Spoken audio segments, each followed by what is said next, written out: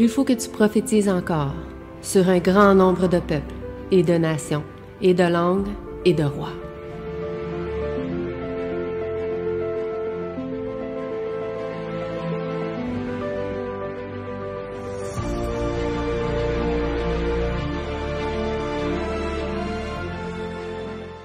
Donc, bonjour à tous et à chacun. Donc, à ceux qui sont avec nous sur Zoom, à ceux aussi qui sont avec nous en présentiel.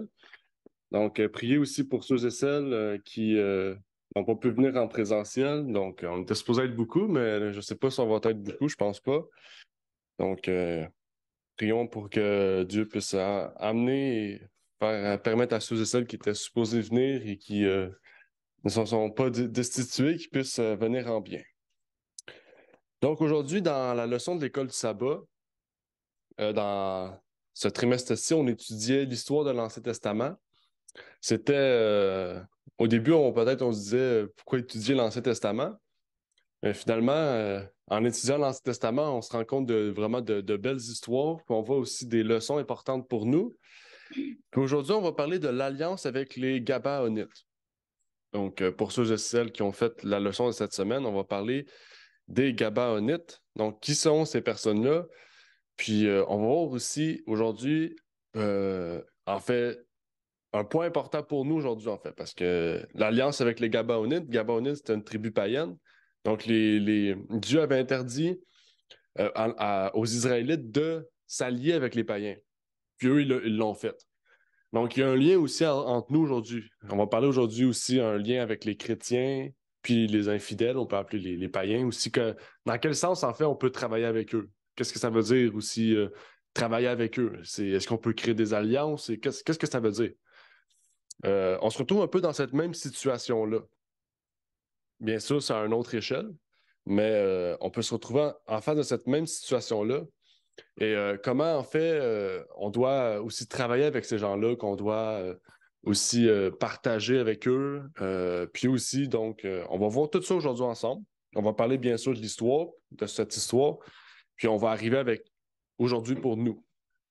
Donc, avant de commencer, j'aimerais pouvoir prier avec vous. Par la suite, on pourra entamer ce sujet. Notre Père est aux cieux, j'aimerais te remercier, Seigneur, pour ce partage que tu nous permets d'avoir. Tu nous permets, Seigneur, d'avoir ces leçons de l'école de sabbat qui sont de très belles leçons qui nous révèlent plusieurs aspects, Seigneur, de ta parole, qui sont aussi importantes pour nous. Que tu puisses nous permettre de relever, Seigneur, les points importants qui sont à nous, pour nous, qui sont importants pour nous, et que tu puisses nous permettre de prendre leçon de ces choses, Seigneur, et de pouvoir prier sur cela pour pouvoir les mettre en pratique dans notre vie, Seigneur. Et on te remercie déjà de nous permettre d'avoir ta Bible, d'avoir des histoires de l'Ancien Testament aussi qui nous révèlent des choses peut-être qu'on n'avait jamais vues et qu'aujourd'hui on peut même mieux comprendre, Seigneur. Donc, on te remercie pour ces choses au nom de ton Fils Jésus-Christ. Amen. Donc, il faut savoir que les Gabaonites, en fait, méritaient le même sort que ceux d'avant. Si on se rappelle, la semaine passée, on avait vu que Haï a été détruit, Jéricho a été détruit, puis en fait, les Israélites s'en allaient vers Gabaon. OK? Ils s'en allaient vers Gabaon. La Gabaon, on pourrait dire, un endroit où puis ça réunit plusieurs villes. OK? Puis il y avait les Gabaonites. OK? Puis les Gabaonites, dans le fond, c'était une ville qui était tout près d'où est-ce que le campagne d'Israël a été fait. OK?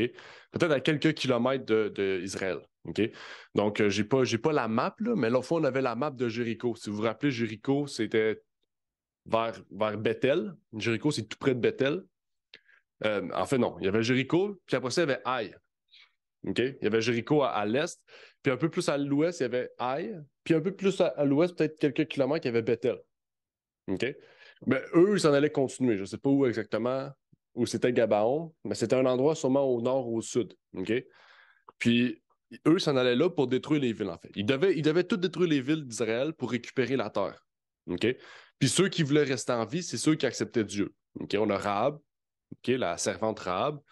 Puis on a lu la semaine passée qu'il y avait vraiment un groupement d'étrangers. OK? C'est-à-dire que c'était des non-Israélites qui avaient accepté la foi d'Israël. Okay? Un peu comme les hellénistes, hier on parlait de ça, les hellénistes. Okay? Les hellénistes, par exemple, c'était des Grecs ou des personnes qui n'étaient pas juives de race qui acceptaient la religion juive. Okay? On appelait ça des hellénistes. Okay? Ça veut dire qu'eux avaient accès au temple, okay? À la synagogue. Et Exode 23, verset 31. Oh. Bon. On commence. Justement, pas peser dessus. Exactement. Oh. Exode 23, verset 31 et 32 nous disait « Et je poserai tes limites depuis la mer Rouge jusqu'à la mer des Philistins, et depuis le désert jusqu'au fleuve. Okay? » Donc là, on parle ici de tout ce qui entourait. Il faut savoir que la façon que la Canaan était faite, il y avait la mer Rouge, après ça, il y avait un fleuve qui allait au nord, puis après ça, il y avait un autre fleuve qui tournait, puis il y avait la mer Méditerranée. Okay? Parce que l'Israël, c'est comme ça, c'est entouré de trois fleuves, trois rivières, plus une mer, ou qu'ils appellent un fleuve. Okay? C'est pour ça, en fait. Dans le fond, c'est comme un carré, une délimitation. Puis ça, c'est ça qu'il dit ici. Il dit « Je poserai mes limites depuis la mer Rouge. » Donc, pratiquement jusqu'à proche de l'Égypte, jusqu'à la mer Rouge, ils ont traversé, jusqu'à la mer des Philistins, okay? Qui était tout en haut au nord. Et depuis le désert, donc est, jusqu'au fleuve, ouest.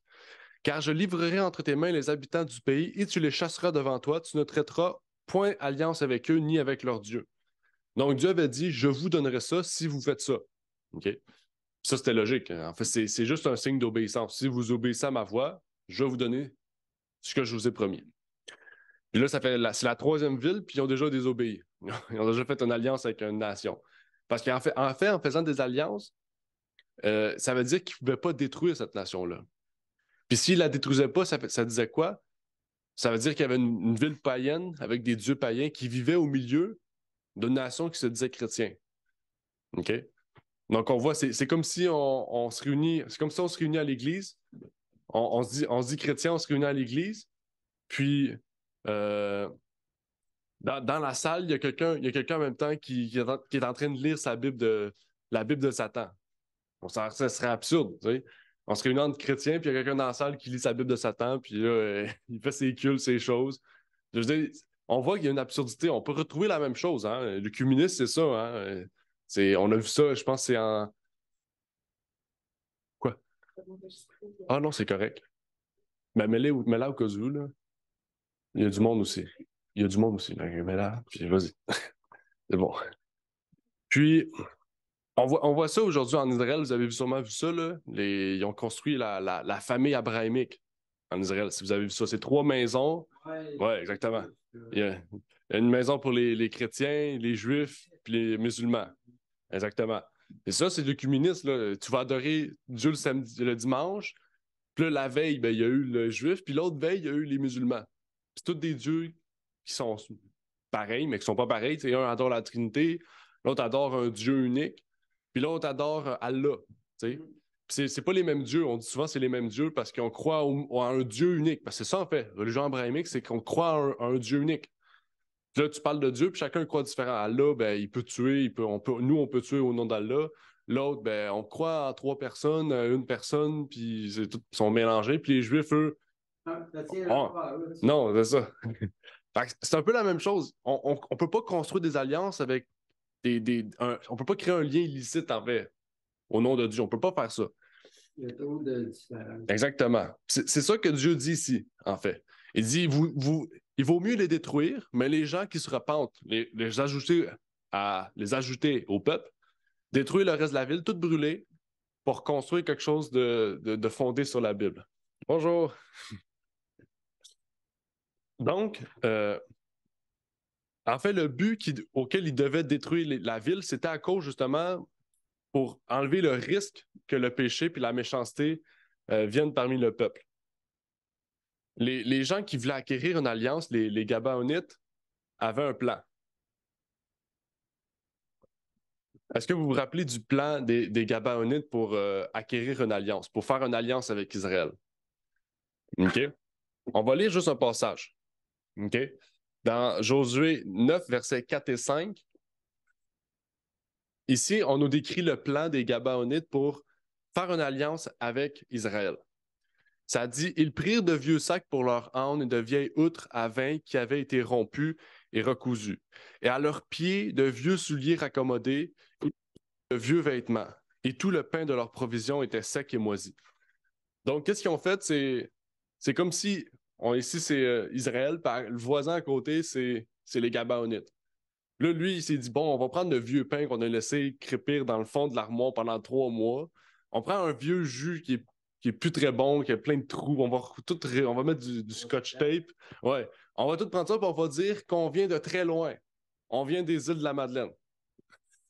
On va aller cogner chez eux, puis on dit on veut du nouveau jus, on veut une alliance, on veut venir chez vous, puis faire notre maison chez vous. Ben, c'est ça qu'ils ont fait. C'était les voisins des Israélites. Là. Ils étaient à quelques minutes. Ils sont allés là pendant la nuit. Ils sont allés là, puis ils ont dit on arrive de très loin, de très loin. Regardez, on a un vieux jus, on a des vieux vêtements. Notre âne, il est tout vieux aussi. Puis, on veut former une alliance parce qu'on a entendu votre nom, que vous voulez tout détruire, puis nous, on veut pas être détruits. Fait que on former une alliance avec vous. Donc, en fait, ils mentaient, là. C'était les voisins, là. On pouvait voir leur lumière de loin. Mais les Israélites se sont dit, OK, ils ont posé quelques questions, mais ils ne sont pas allés chercher loin. Ils ont posé quelques questions. Et ils ont fait une erreur. Ils ont fait une erreur. Une erreur aussi qu'on peut commettre aujourd'hui en tant que chrétien. En fait, une des questions ici, c'est pour des projets réussis, qu'est-ce qu'il faut faire? Qu'est-ce qu'il faut faire quand on a des projets en tête, quand on a des idées en tête, comme les Gabaonites avaient une idée en tête. OK? Donc, les Gabaonites offraient quelque chose aux Israélites. OK? Qu'est-ce que les Israélites auraient dû faire avant de dire oui? Consulter Dieu. Ils n'ont pas fait ça. Ils ont posé quelques questions. Qui vous êtes? D'où vous venez? On voit que vous avez quelques faux linge un peu décrépit, un peu détruit. Donc, OK, c'est bon, on va faire une alliance. Donc, on va appeler Josué, les 70 anciens, ils vont poser les mêmes questions, puis on fait l'alliance. Puis, pourtant, Proverbe, puis Dieu aussi avait dit le contraire. Hein? Dieu avait dit le contraire, on vient de le lire dans Exode 23. Mais dans Proverbe 15, verset 22, ça dit « Les projets échouent ou manquent les conseils, mais ils s'affermissent lorsqu'il y a beaucoup de conseillers. » Donc, ici, ce qui est important, c'est qu'on parle de conseiller au pluriel. Okay? Dieu est tout seul. Dieu est tout seul. Il y a son fils Jésus, mais ici, on parle de conseiller au pluriel. Donc, ça veut dire qu'on s'adresse à d'autres personnes. Okay? On va en reparler. C'est sûr qu'ici, Proverbe nous parle spécialement de Dieu. Okay? Ça veut dire aller prier. Avant de faire poser une action, aller prier, demander à Dieu si c'est bon qu'on puisse entrer dans ces choses ou non. Mais il y a aussi des conseils qu'on peut prendre de d'autres personnes hein, que Dieu aussi.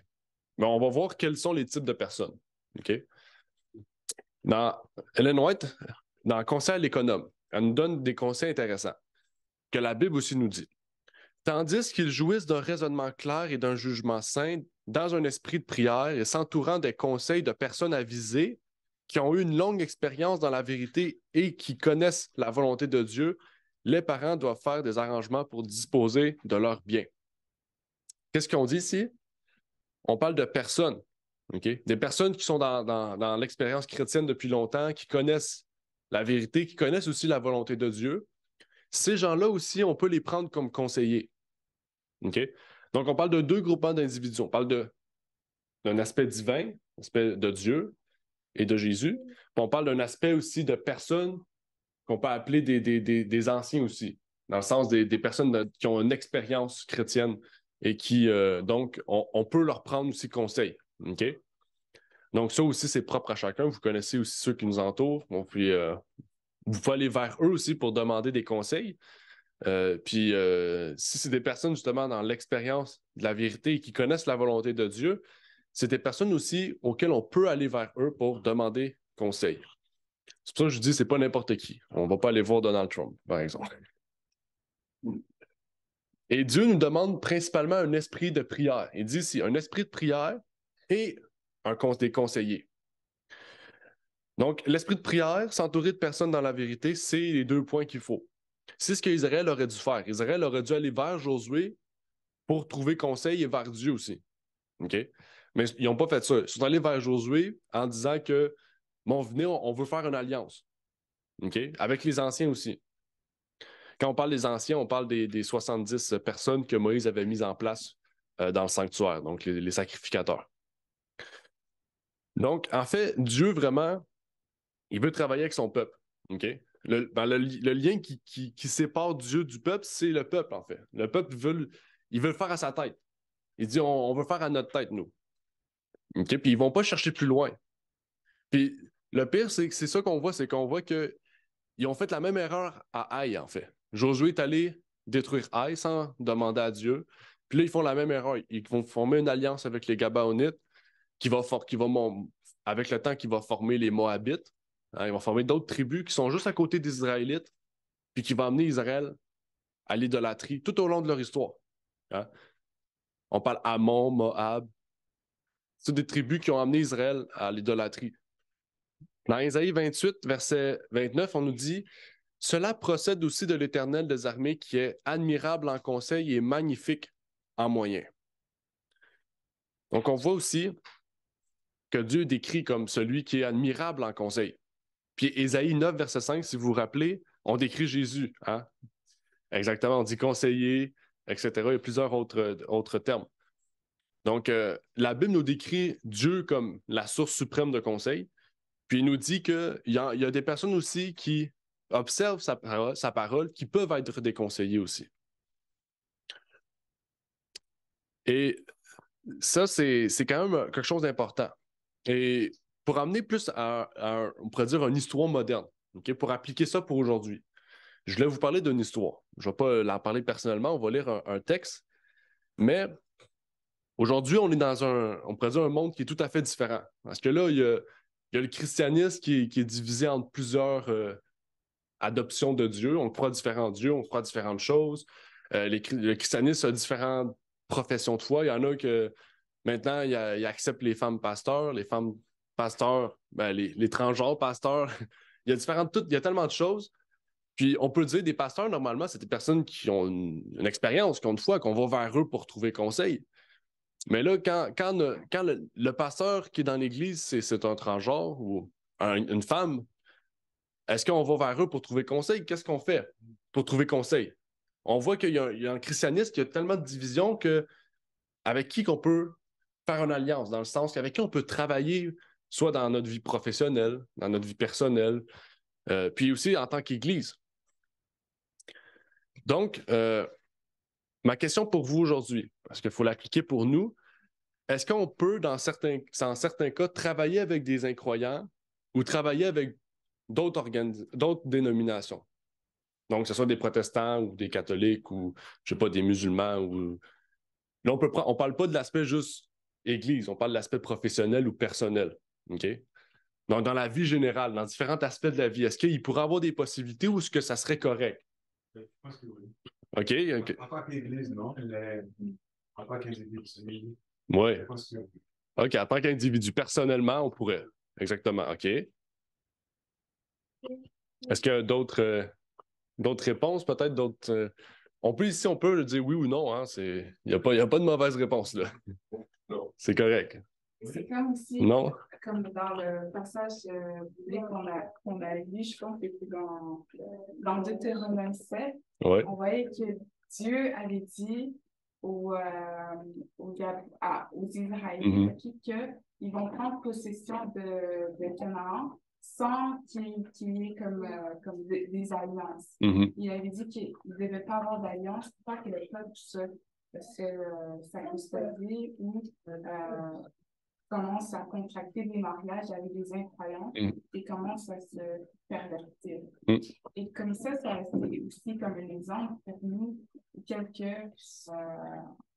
dans toutes les choses, dans toutes en fait, pas dans toutes les choses, mais comme, qu'est-ce que je veux dire, c'est dans tout ce qui est en relation avec Dieu, que ce soit l'Église. Tu sais, l'Église adventiste, maintenant, elle fait alliance avec l'Église catholique. Ça ne plaît pas à Dieu. parce que ils sont là en train de s'assimiler, mais aucun d'entre eux, comme l'Église adventiste, ne peut même pas évangéliser, puisque l'alliance qu'ils ont, c'est chaque personne peut partager les mêmes points, on peut être ensemble et partager les mêmes points, tandis qu'on sait tous que l'Église catholique, c'est vraiment la bête dans Apocalypse.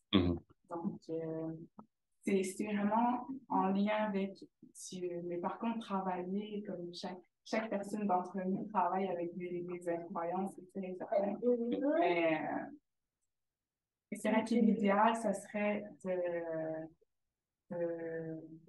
l'idéal, ça serait vraiment de travailler comme en chrétien, puis d'aller vers le monde de ça. OK, ouais. Ouais, OK. Ben, c'est toutes des bonnes réponses. Il n'y a pas de mauvaise réponse. Hein? Il ne faut pas avoir peur de parler. Ici aussi, c'est ça qu'on voit. On voit que quand on parle de travailler aussi, ça peut être de s'engager dans un partenariat aussi. Donc, personnellement, je veux dire, déménager un non-chrétien, ça ne change rien. Travailler dans le sens aider, soutenir, ça, c'est correct. Mais professionnellement, quand on fait un partenariat, ça veut dire c'est à long terme. Tu sais, travailler à long terme avec un non-croyant, on peut ne pas avoir les mêmes intérêts, mais les mêmes buts, hein. Tu sais, souvent, un non-chrétien, par exemple, dans une entreprise, il va voir très grand. On veut être millionnaire. Tandis qu'un chrétien, il va voir, moi, je veux juste vivre, subvenir à mes besoins familiaux, puis aider mes frères et sœurs. S'ils veulent travailler, on travaille ensemble, puis on fructifie ça, mais mon but, c'est pas de faire de l'argent. La loi n'est pas contre les personnes qui font de l'argent, mais il ne faut pas chercher la richesse. C'est ça. Ben, c'est ça, on va en parler. Oui, justement, c'est là que je veux aller. Puis, quand on reprend le contexte ici, la Bible, dans Exode 23, dit ne pas de faire des alliances avec des incroyants. OK? Là, ils vont pas plus loin parce qu'à l'époque, il y avait les chrétiens, il y avait les Juifs, les Hébreux, c'est différent, les Hébreux, puis les païens. Il y avait deux religions. Dans les païens, il y avait plusieurs branches, différents dieux, différents endroits, mais Dieu avait séparé deux grandes divisions, le paganisme et le judaïsme, on va appeler ça de même. Et je vais lire un texte justement d'Ellen White. Il est gros un peu, désolé. Elle nous cite un exemple aussi, ici. Elle dit « Lorsque l'agent humain soumet sa volonté à celle de Dieu, le Saint-Esprit fait impression sur les cœurs de ceux à qui il s'adresse. Il m'a été montré que nous ne devons pas fuir les travailleurs de la WCTU. » On va en parler dans quelques instants de ça. En nous unissant à eux en faveur de l'abstinence totale, nous ne changeons pas notre position concernant l'observation du 7e jour et nous pouvons montrer notre appréciation de leur position concernant le sujet de la tempérance. En leur ouvrant la porte et en les invitant à s'unir à nous sur la question de la tempérance, nous nous assurons de leur aide dans le domaine de la tempérance et en s'unissant à nous, ils entendront de nouvelles vérités que le Saint-Esprit attend de faire pénétrer dans les cœurs. Donc, ça, c'est qu'est-ce que tu parlais, je pense, la WCTU, c'est la Women Christian Temperance Union. Donc, c'est l'union des femmes à propos de la tempérance. Si vous vous rappelez, à l'époque d'Ellen White, c'est là que l'alcool a été légalisé aux États-Unis. Okay? Puis les Adventistes étaient contre. Puis il y a un mouvement qui s'est créé où c'est des femmes qui marchaient dans les rues, qui distribuaient, qui faisaient des grandes choses pour ramener la tempérance, c'est-à-dire ramener l'abolition de la légalisation de l'alcool. Puis les Adventistes se sont unis avec eux pour travailler avec eux. Okay? Donc, dans cela, elle encourageait les gens à aller vers cela. Pourquoi? Parce que cette union-là les détournait pas de leur doctrine. Okay? En particulier du 7e jour, parce qu'eux, c'était des baptistes du premier jour. Donc, parce qu'il y avait les baptistes du 7e jour et du premier jour. Donc, ça ne les détournait pas de ça. Donc, elle a dit que c'était correct. Parce que le but, c'était la tempérance. Puis il y a je pense même aujourd'hui, la WCTU s'est rendue adventiste. Totalement. C'est tout au complet. Puis ils travaillent encore aujourd'hui, les adventistes, avec cette branche-là. Peut-être que c'est plus correct, je sais pas. Je sais pas, je n'ai pas été vérifié si la WCTU était encore chrétienne ou si c'était une autre idée, mais ils travaillent encore avec eux. Donc, on voit ici qu'elle était en faveur de travailler avec des organismes chrétiens dans un but précis. Okay? C'était pas la promotion de l'œcuménisme, c'était pas la promotion je sais pas, en faveur d'une idée contraire à la Bible, c'était en faveur d'une idée biblique. La tempérance, c'est biblique. Donc, pour ça, puis parce que ça ne les détournait pas de la vérité, c'était correct. Et elle dit ailleurs quelque chose qui pourrait nous sembler contraire, mais ce n'est pas contraire quand on comprend bien. Ça dit que le peuple de Dieu, dans aucune de nos institutions, ne signe une trêve avec l'ennemi de Dieu et de l'homme. Le devoir de l'Église envers le monde n'est pas de se rallier à leurs idées, idées, d'accepter leur opinion, leurs suggestions, mais d'écouter les paroles du Christ par l'intermédiaire de son serviteur Paul. Puis là, elle cite 1 Corinthien. Donc ici, on voit, elle parle de l'Église, elle dit quoi? Leurs idées, leurs opinions, leurs suggestions. OK? Parce que ces trois choses-là, c'est ce qu'Israël a fait. En laissant aller les incroyants, ben, la plupart d'Israël a été corrompu. Juste à ces trois tribus-là là, qui se sont développées avec le temps, ils se sont alliés, ils se sont unis, ils ont accepté le paganisme. Puis elle nous invite à la même chose. Puis sûrement, vous connaissez une personne qui a fait l'erreur de suivre on pourrait dire, de se rallier au monde. Est-ce que vous vous rappelez dans les pionniers adventistes qui a décidé de se rallier au monde? Kellogg? Oui, Kellogg, exactement. Dans son hôpital, il a rencontré des présidents, il a fait plein de choses. Il a rencontré même le fondateur de Ford, plein de choses, de la nourriture. Il était super populaire tellement qu'il s'en est enorgueilli, puis il a voulu s'unir au monde. Puis qu'est-ce que ça l'a fait? Ça l'a fait, qu'est-ce que ça l'a fait? Il s'est détourné de la voie, hein? Il s'est même remarié avec des personnes d'une autre dénomination, puis ça l'a vraiment, il a quitté le sabbat, il a tout quitté. OK? Puis il est mort, puis il est mort. Ben, déjà, il est mort seul, mais on se rappelle pas de lui dans la bonne façon, hein? On se rappelle pas de lui de la bonne façon. On se rappelle de lui comment? On a une personne qui était un peu fou là, dans sa tête. Là. Dans sa médecine, il était extrémiste, il faisait des choses bizarres. Puis vous pourrez aller fouiller sur YouTube, écrivez biographie à Kellogg's. Souvent, on se rappelle juste du mauvais côté de Kellogg's. On se rappelle pas qu'il était adventiste puis qu'il a sauvé beaucoup de vies. On se rappelle que il avait inventé des ceintures pour que personne ait des relations. Il mettait des produits chimiques sur les parties intimes des hommes et des femmes. Il était vraiment bizarre. Puis on se rappelle de ça seulement. Hein? Même si écrivez sur Google Kellogg's, puis on cite juste ça. J'étais moi-même surpris. Puis j'ai vu que quand on se détourne la voie de Dieu, ben, on donne un mauvais exemple hein, aux incroyants. On montre aux incroyants ben, que regardez, il est adventiste, puis gars, il est rendu fou. Puis pourtant, c'est pas vrai. C'est juste qu'il s'est détourné de la voie de Dieu. Et dans Jacques 5, bon, c'est selon une question, mais on va lire Jacques 5, versets 4 et 6. Je trouve ici c'est un encouragement pour nous là, qui travaillent, justement, ou ceux et celles qui travaillent au milieu de personnes injustes, des fois des patrons qui sont injustes, hein, qui sont méchants. Ça dit, « Voici le salaire des ouvriers qui ont moissonné vos champs et dont vous les avez frustrés. » Cris. Et les cris des moissonneurs sont parvenus aux oreilles du Seigneur des armées. Vous avez vécu dans les voluptés et dans les délices sur la terre et vous vous êtes rassasiés comme en un jour de sacrifice. Vous avez condamné, vous avez mis à mort le juste qui ne vous a point résisté. Donc ici, je trouve que c'est un encouragement. Des fois, on travaille dans une entreprise, puis là, on voit notre patron qui est super riche, qui est super plein d'argent, puis on voit les ouvriers qui sont pauvres, qui travaillent des fois 8 heures, 10 heures, 12 heures d'affilée, puis pour un maigre salaire, puis le patron il est super méchant, il crie sur ses ouvriers, puis qu'est-ce que le juste fait? Il fait rien. Il prie. Il prie, puis il se ressource dans le Seigneur, il trouve courage, puis Dieu dit, il entend ces personnes-là. Dieu n'est pas sourd à ces personnes-là, même à ces personnes, à nous, en fait, parce que nous aussi, on peut être dans ces situations-là. Mais ici, Jacques veut nous encourager pour dire, oui, on vit dans ce monde-là parce que les méchants ont pris contrôle de la planète, mais Dieu nous réserve quelque chose de mieux. Donc, dès maintenant, gardez courage, gardez foi, avancez, puis un jour, Dieu va juger ces personnes-là. OK? Mais vous, au moins, ça dit ici, restez juste, restez droit. Parce que Proverbe 12, verset 22 nous dit que les lèvres fausses sont en abomination à l'Éternel, mais ceux qui agissent sincèrement lui sont agréables.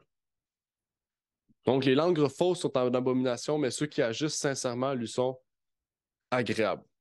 Ça veut dire que des fois, ça se peut qu'envers quelqu'un de notre voisin, n'importe qui, on peut faire une promesse des fois, dire « Je te promets, je vais venir t'aider lundi. » OK? Mais si on dit, bon, c'est un incroyant, on va renoncer à la promesse, Dieu dit, c'est des langues fausses. Vous avez dit quelque chose, puis vous vous redestituez. Vous n'avez pas le droit de faire ça. Dieu dit, il vaut mieux faire ça pour quelque chose peut-être qui est mal pour vous, mais vu que vous avez fait la promesse, vous devez le faire. Okay? À moins, bien sûr, que ce soit contraire à la loi de Dieu.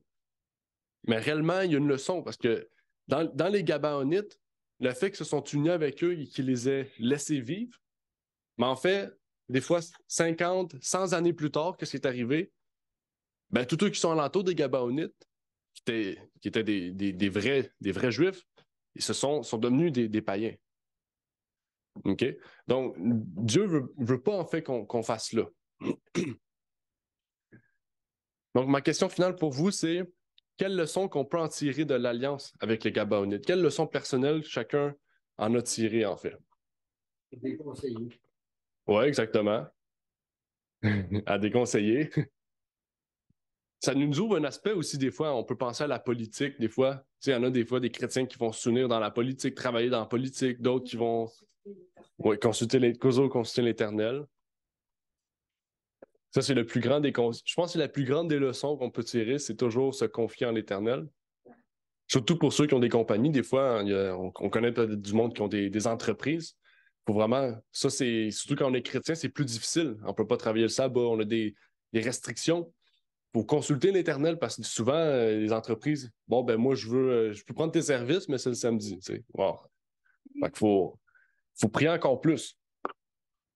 Est-ce qu'il y a d'autres... Est-ce que vous avez appris d'autres leçons avec l'Alliance des Gabaonites? Ceux aussi qui sont sur Zoom, vous pouvez prendre la parole, bien sûr. Oui, Olivier, Oui, Renard? je ne pense pas seulement qu'il s'agit des alliances politiques, mais il y a des alliances sociales, par exemple, le lien du mariage. Il y a, il y a longtemps que les adventistes prêchent que c'est difficile et c'est pas possible pour qu'un adventiste se marie avec un protestant ou bien avec un catholique. Et ces jours-ci, c'est sûr que les interdictions sont levées. On ne sait pas où est-ce qu'on est, mais je pense qu'il n'y a pas beaucoup d'interdictions.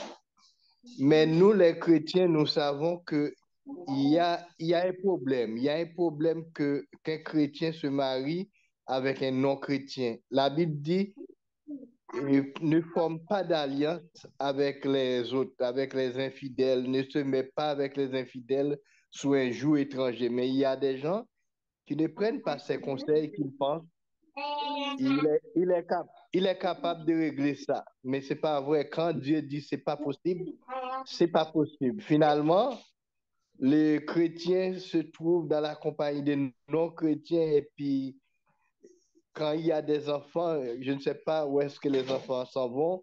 Le papa va à l'église, la maman ne va pas. Les enfants, où est-ce qu'ils sont? Ils sont abandonnés. Alors, il y a beaucoup d'autres alliances qu'on ne doit pas faire après les alliances politiques.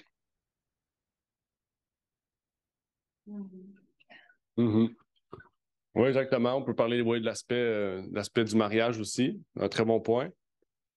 Ça a été l'erreur des premières personnes. Si on parle de la lignée de Seth, hein, les fils de Dieu se sont mariés avec les fils des hommes, les filles des hommes. Donc, une alliance illicite, ça a donné quoi? Ça a donné vraiment quelque chose de pire. Hein? Merci Renard. Très bon exemple. Ouais. Est-ce qu'il y a une autre leçon qu'on pourrait ressortir de ça? On a parlé de déconseiller, on a parlé de se ressourcer en Dieu, l'aspect du mariage, l'aspect social, on peut dire, comme Renard l'a appelé. Je pense qu'on a tous appris une leçon sûrement différente, sûrement avec aussi ce qui nous entoure, des fois, le type de travail qu'on fait, etc. Des fois, ça nous engage dans quelque chose qui est pas nécessairement bon. Donc, s'il n'y a plus d'intervention, on va aller dans l'appel du jour pour l'école du sabbat.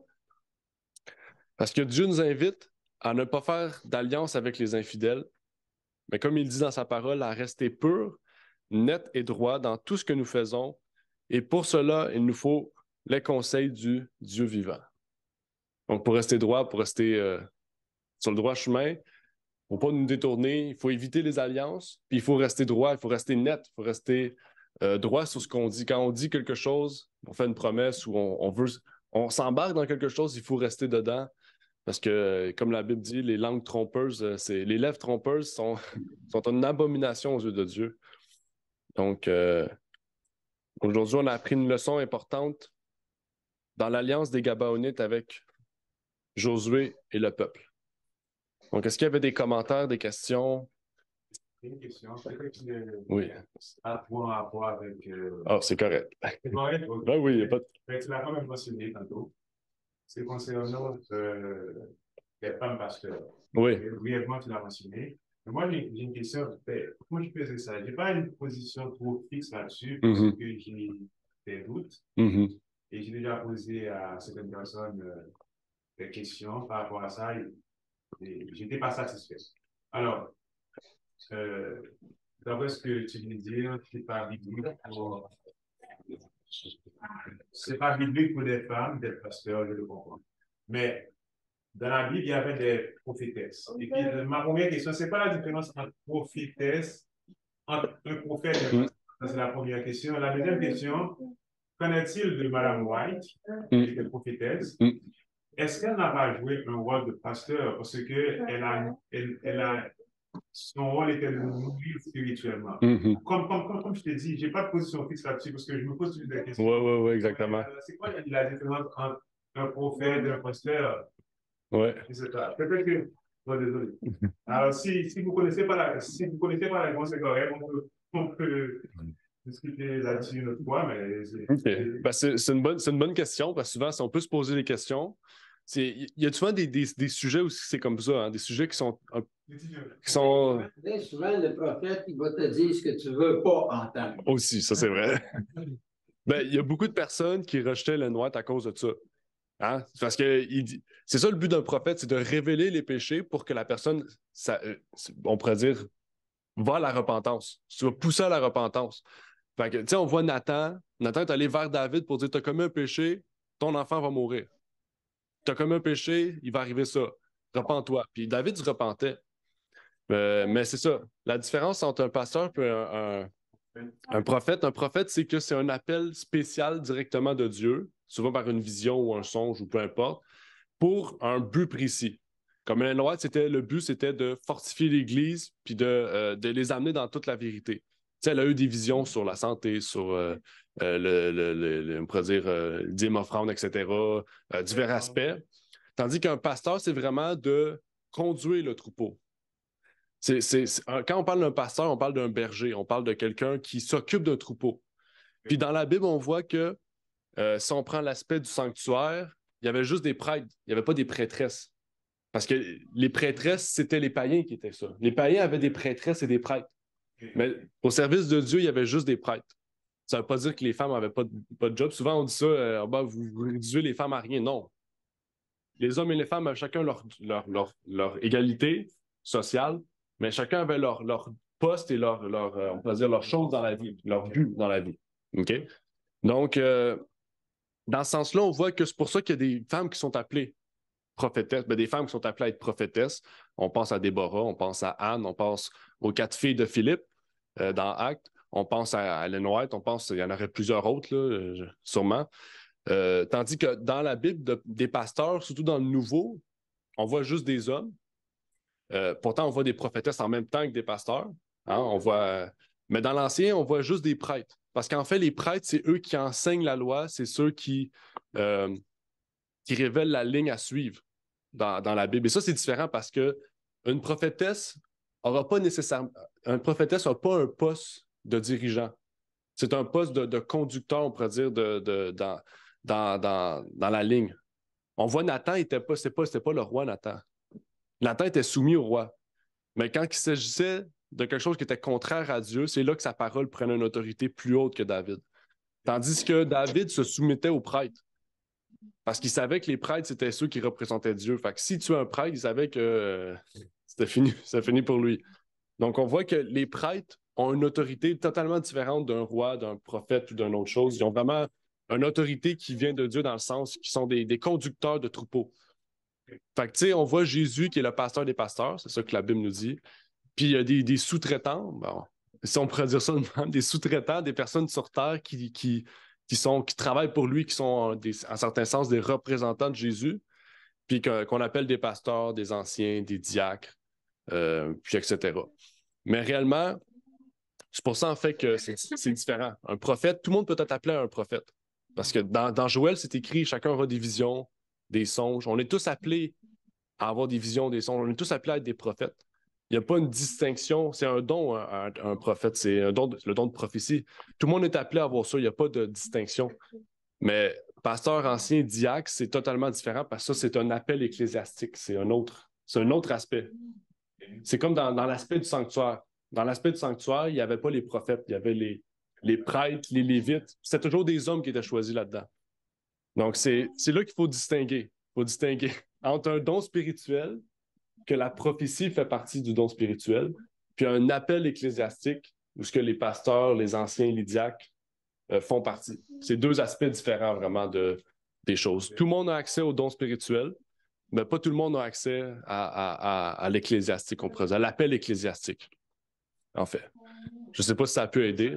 Ben, dans la Bible, il y a d'autres versets, là, parce que là, il faudrait prendre le temps de lire. Mais c'est pour ça qu'Ellen White a été choisi. Puis Ellen White aussi, comme tu dis, on pourrait plus l'appeler pasteur. Puis, je sais que dans l'Apocalypse, dans l'Église adventiste, il y avait des lettres de créance. Puis Ellen White, elle avait des lettres de créance en tant que pasteur, mais c'était pas pasteur. C'était une lettre de créance que les femmes peuvent avoir. Ceux qui évangélisent, parce qu'Ellen White était considéré comme un évangéliste, mais jamais comme un pasteur. Ouais. Ça veut dire que n'importe qui à Ramenant pourrait être appelé à recevoir des lettres de créance en tant qu'évangéliste. Parce qu'on est tous appelés à ça. Tout le monde est appelé à évangéliser. Mais c'est ça. Donc, puis avant Ellen White, il y a 2 hommes aussi qui avaient été appelés. Hein, si tu te rappelles, ouais. Oui, il y avait William Foy, puis il y avait un autre monsieur après. Mais les 2 ont refusé, ils étaient trop orgueilleux. Ils ont pris la plus faible. Ellen White qui avait des problèmes, etc. Donc, vraiment, je trouve que c'est un exemple aussi, hein, que Dieu va chercher tout le temps les plus faibles puis, pour les ramener au plus haut. Donc, est-ce qu'il y avait d'autres questions? C'est une très bonne question. Ce serait peut-être un sujet aussi à parler en prédication, en études peut-être aussi. Notre Père est aux cieux, j'aimerais te remercier de nous avoir permis de... C'est Renard. Merci Seigneur de nous avoir permis de pouvoir partager la leçon de l'école de sabbat. On a appris, Seigneur, l'alliance sur les Gabaonites. Un exemple, Seigneur, qui était important pour nous, auquel aussi tu nous montres, Seigneur, de trouver conseil en toi, comme la source de conseil, Seigneur, de conseiller suprême. Que tu puisses nous guider, Seigneur, dans tous les projets qu'on peut entreprendre. Tu connais les différents projets, il peut y avoir différents types de projets, soit dans un déménagement, Seigneur, soit dans un voyage, soit dans un achat de quelque chose, dans un mariage, dans une union. Il y a différents types, Seigneur, de projets qu'on peut avoir. Mais ces projets-là doivent tous être guidés par toi, Seigneur, et de pouvoir vraiment trouver ressources en toi dans tous les conseils qu'on veut, Seigneur. Donc, merci, Seigneur, de nous avoir permis donc d'avoir un guide infaillible, un conseiller suprême sur qui on peut compter dans tous nos projets, Seigneur, et dans tout ce que nous désirons faire. Que tu puisses donc nous bénir et je te prie pour ces choses au nom de ton Fils Jésus-Christ. Amen. Amen. Merci d'avoir écouté cette vidéo. Si vous désirez rejoindre l'œuvre au Québec, veuillez nous contacter par email à asjh1889 de Terrebonne @gmail.com et via Facebook à commercial asjh1889 de Terrebonne. Merci à vous et que Dieu vous bénisse.